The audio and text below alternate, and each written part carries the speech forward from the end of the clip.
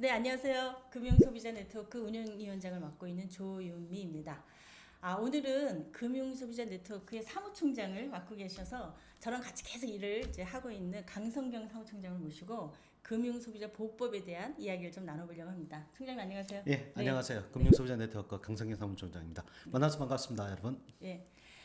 금융소비자보호법. 네, 소비자들이 잘 모르는 경우들이 여전히 많은데 그렇죠. 이거 반드시 소비자들이 알고 이번에는 제정을 해야 되는 법이다. 그러시더라고요. 맞습니다. 그래서 오늘 그 주제를 가지고 이야기를 해보려고 합니다. 네, 오늘 주제는 금융소비자보호법인데요. 제가 기억하기에도 금융소비자보호법 논의가 시작된 지가 10여 년이 된 것 같아요. 네네, 맞습니다. 근데 이 법이 도대체 왜 아직도 제정이 안 돼 있는지 그 얘기부터 좀 들려주시죠. 네, 맞습니다. 국회가 정말 일을 제대로 해줘야 할 텐데요. 네네. 네. 근데 뭐 엉뚱한 일을 엄청 열심히 하더라고요. 국민을 위한 일은 뭘 하는지는 잘 모르겠는데 참 걱정입니다. 네. 맞습니다. 지금 현재 금융소비자보호법의 법사위에 계류 중입니다. 네. 이 금융소비자보호법은 네. 현재 여러 법률에 흩어져 산재된 네. 금융소비자보호 정책과 네. 제도들을 포괄적으로 규정하고 네네. 또 체계적이고 일괄적으로 네. 추진하기 위한 기본적인 법의 기본적인 성격을 법. 예. 그럼 그동안 우리가 금융 소비자들이 이렇게 많은데 네. 이런 기본적인 법도 안 돼 있었던 얘기잖아요. 네네, 맞습니다. 참. 예. 그리고 이 법이 네. 지금 현재 20대 국회에 처음 발의된 것은 아닙니다. 네. 아까 말씀하신 것대로 한 9년 정도가 됐습니다. 네. 여러분들도 잘 아시겠지만 네. 2008년도 이제 글로벌 금융 위기가 발생했지 않습니까? 2008년이죠. 예, 네. 그때 예. 뭐 전 세계가 막 떠들썩했었지 그럼요. 않습니까? 네네. 그때 당시 전세적으로 네. 금융 소비자 보호에 대한 이슈가 휘몰아치기 시작했습니다. 그렇습니다. 예, 네. 네. 그때 우리나라에서도 네. 키코 사태라든지 저축은행 키코 사태, 사태, 예. 저축은행 사태. 동양그룹 사태가 발생했습니다. 그 옛날의 아픔이 다시 떠오르네요. 그렇죠, 네. 그렇죠. 키코 사태는 아직도 제대로 해결이 안 예, 되고 있는 해결 것 안 되고 같아요. 있습니다. 네. 지금. 뿐만 아니라 이제 금융거래 불공정, 네. 그다음에 이제 불합리한 다양한 사건 사고들도 네. 그때 계속 발생하고 있었어요. 그렇죠. 네. 그리고 또한 그 불안전한 금융 상품에 대한 판매로 네. 소비자의 피해가 엄청나게 늘어나고 있었었죠. 네. 다른 나라에서 터진 일이지만 우리도 똑같이 그렇죠. 금융에서 예, 소비자들이 피해를 겪고 있었던 거죠. 그럼요, 맞습니다. 네. 예. 그래서 우리나라에서도 그 당시에 이제 금융 소비자 보호에 대한 네. 심각성이 사회적 네. 이슈로 대두되기 시작했던 겁니다. 그렇죠. 예, 그래서 근데 그게 벌써 10몇 년 전인 거잖아요. 그렇죠. 그래서 2010년도 6월에 네, 2010년 6월에 금융소비자보호법의 제정 방향이 처음으로 제시되기 시작한 거예요. 예.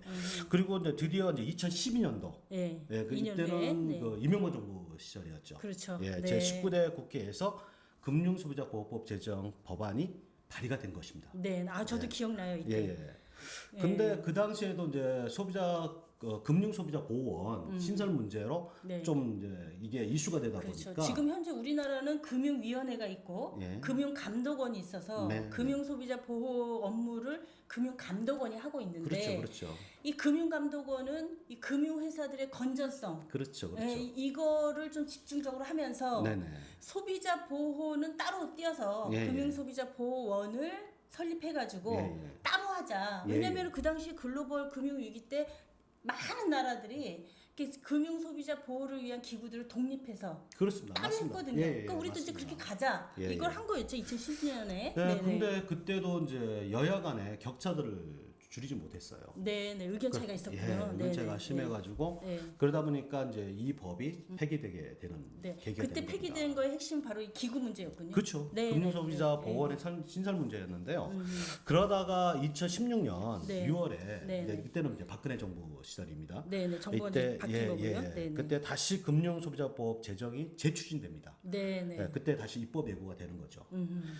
이때도 이제 한참 뭐 여러 가지 이슈도 있고 또 이것도 금융소비자원 문제가 또 이슈가 돼요.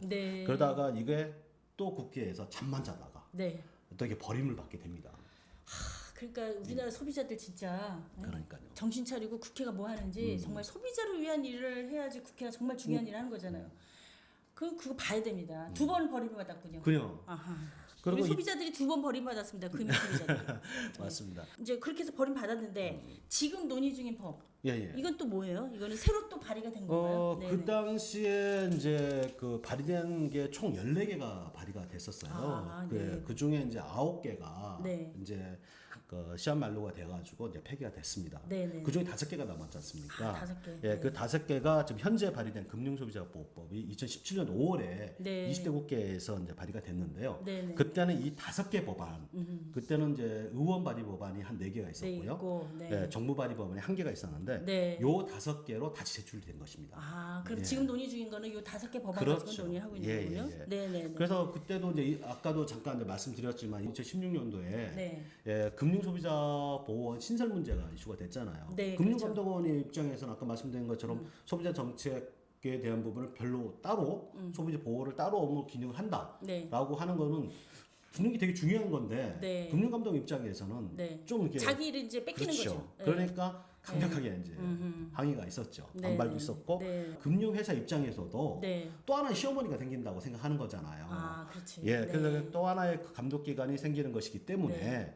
그 금융회사도 별로 조화를 안 하고, 그렇죠. 금융감독원도 조화를 안 하고, 그렇죠. 소비자를 위해서는 좋은 건데. 네네. 그리고 이 둘이 어쩌고저쩌고 하면서 이게 그러죠. 법연이 계속 예, 그렇게 예, 되는 예. 거죠. 네네. 그래서 이제 그렇게 문제가 되다 보니까 이 금융소비자보호원의 신설 문제는 네. 향후의 과제로 네네. 예, 이제 이게 다시 미뤄지게 되는 겁니다. 네네. 그러면 그래서- 이번에 논의되고 있는 법에서는 금융소비자보호원을 별도로 설립하는 거는 빠진 빠져있고, 거죠. 빠져있고 예, 이제 예. 나머지 내용만 있다. 예, 예, 그렇습니다. 자, 그러면은 이 지금 남은 내용들, 예. 금융소비자보호법에 남아 있는 소비자를 위한 내용들, 법안의 내용들, 그 구체적으로 어떤 내용들인 건가요? 이번 이제 금융 그 소비자 보호법에서 다루고 있는 내용들이 몇 네. 가지가 있는데요. 네. 사실 이제 이거를 다루기 전에 우리나라가 좀 상당히 경기가 되게 침체되고 있잖아요. 네, 그러니까 네, 네. 금융회사들이 상당히 수익도 네.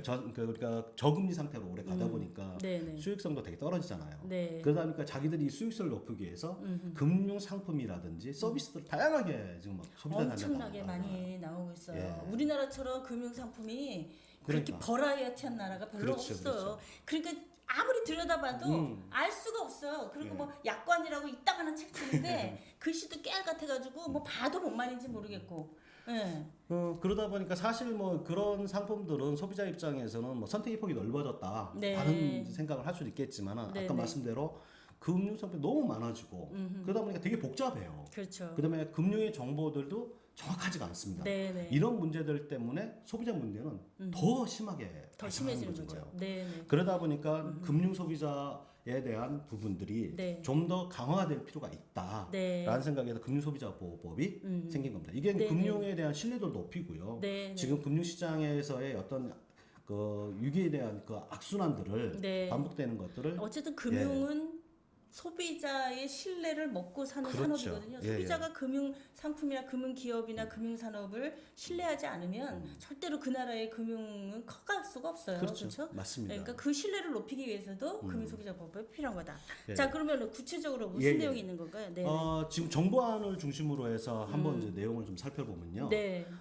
먼저 이제 금융 상품과 네. 그다음에 우리가 판매 채널들 있지 않습니까? 그렇죠. 이 유형들을 재분류하는 겁니다. 아, 분류를 아예 다시 예, 한다. 예, 재분류하고 그래서 네. 동일 기능, 그다음에 동일 이제 규제 원칙을 동일 적용하는 기능의 동일 그 규제. 규제를 이제 적용하는 네, 겁니다. 네. 그리고 6대 판매 행위 원칙이라는 게 있습니다. 6대 판매 예, 행위 원칙. 예, 그것을 네. 이제 전 금융 상품에 다 확대하자. 다 확대하자. 아, 어디는 하고 어디는 안 하고가 예, 예, 아니라 예. 이제 다 모두 통합해서. 자, 그러면 이제 6대 판매 행위 원칙이라고 하셨는데 네. 그 6대 판매의 6가지 뭔가요? 첫 번째. 그렇죠. 6대 판매 원칙은 이제 첫 번째로 네. 금융 상품의 적합성, 적합성. 예, 네. 그다음에 네. 적정성, 적정성이 예. 적정하냐. 네. 그다음에 금융 상품의 설명의 의무. 설명 의무 예. 중요하죠. 소비자는 그렇죠. 설명을 그렇죠. 들어도 잘 모르겠으니까 예. 설명 의무 진짜 강화해야 됩니다. 네. 그리고 또 불공정 영업 행위 금지. 불공정 영업 행위의 금지.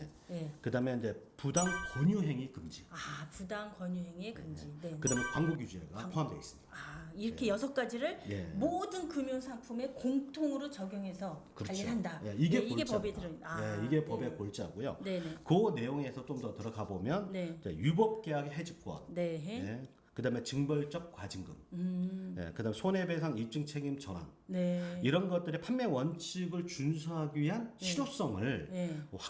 확보하고 확대하는 수단으로 네. 이게 도입이 되는 겁니다. 네네. 예. 아, 그 말들이 굉장히 어려워요. 어려워요. 막 그래서 갑자기 금융- 국어 사전 보는 아, 것 같으네요. 그러니까 금융이 네. 뭘 얘기하려고 해도 되게 어려운 정보들이 자, 많습니다. 일단 위법 계약 해지권. 그러니까 예. 제대로 절차에 맞춰서 계약하지 않은 거는 해지할 권리가 소비자에게 있다. 그 얘기인 것 같고. 맞습니다. 자, 징벌적 과징금 그러면은 뭔가 꼼수를 해가지고 잘못해서 계약을 하면은 그거를 그냥 반환만 해준 게 아니라 벌을 왕창 줘서 과징금을 훨씬 많이 예. 내게 하겠다. 그래야 예, 그런 예. 짓을 안 하니까. 네, 맞습니다. 그거고. 예. 그 다음에 손해배상 이점 책임 이게 되게 중요한 거 그렇죠. 같아요. 예. 손해배상을 할 때 지금은 피해자인 소비자 보고 뭘 저기 입증을 하라 그래요. 소비자는 전문가도 아니고 그렇죠. 뭐 그 정보도 많이 갖고 있지 않은데 어떻게 우리가 입증을 해요? 그래가지고 입증 책임을 기업보로 해라. 예, 그렇습니다. 그게 전환이죠. 예, 전환된 입증 책임을 거죠. 기업으로 예. 전환하는 예, 거. 예, 예, 맞습니다. 아, 굉장히 중요한 원칙들이 이 안에 예. 들어가 있네요. 네네. 또 이제 소비자에게 일정 기간 내에 계약 철회권을 보장해 주자는 거예요. 아, 예. 계약 철회권. 네. 네네. 지금 뭐 계약 철회하려면은 네. 여러 가지로 뭐 기간도 또 따지고 뭐 시간도 놓치고 하면 되게 어렵지 않습니까? 네, 그래서 이런 계약 철회권들을 좀 더 네. 보장을 해주자라는 네. 게 하나 포함되어 그러니까 있고요. 내가 그 계약을 하긴 했는데 예. 좀 생각해 보니까 집에 가서 제 마음을 가라앉히고 생각해 보니까 아, 계약을 괜히 했다. 예. 그러면 그걸 철회할 수 있는 권리를 예. 소비자에게 주겠다. 준다. 그 얘기네요. 그리고 네네. 이제 금융상품의 판매 과정에서 네. 소비자 피해가 발생되거나 발생될 예상이 되는 경우가 있잖아요. 네네. 그럴 때는 금융당국이 금융상품 판매를 금지하는 판매 제한 명령권도 예, 그 안에 포함되는 겁니다. 들어. 아, 그럼 굉장히 그동안 소비자들이 요구했던 많은 그렇죠. 내용들이 사실 들어있네요. 예. 즉시 그건 판매권을 제한을 하고 제한을 정지시켜야죠. 하고, 이 제품은 잘못 만들어진 거니 그렇죠. 팔지 마라. 예, 이렇게 그래야 명령할 수 있는 소비자들이 거예요. 예방이 될 수가 있는 거죠. 그러네요. 아니 이런 게 지금 10년이 지나도록 안 됐다는 게 들을수록 화가 나네요. 열받죠. 당연한 거 아니에요, 이거는? 예? 다른 나라들이 다 그거 하는 동안에 우리 도대체 뭐 하고 있었던 거예요? 삭발하고 있잖아요 지금. 저는 삭발 못합니다. 자, 지금까지 이제 정부안을 중심으로 설명을 해주셨는데 소비자 입장에서는 좀 아쉬운 부분들이 있다고. 네네. 그런 지적들이 좀 있더라고요. 네. 네네. 어떤 건가요? 네. 우선 금융소비자보호법에서 네. 금융소비자원 설립이 빠졌습니다. 네네. 아까 예, 말씀하신 말씀드린 것처럼. 것처럼. 기구가 독립돼 있어야 되는데 그 예, 부분이 맞아요. 하도 논란이 많으니까 예. 아예 빼버린 거죠. 예. 그리고 그리고 아쉽고. 네네.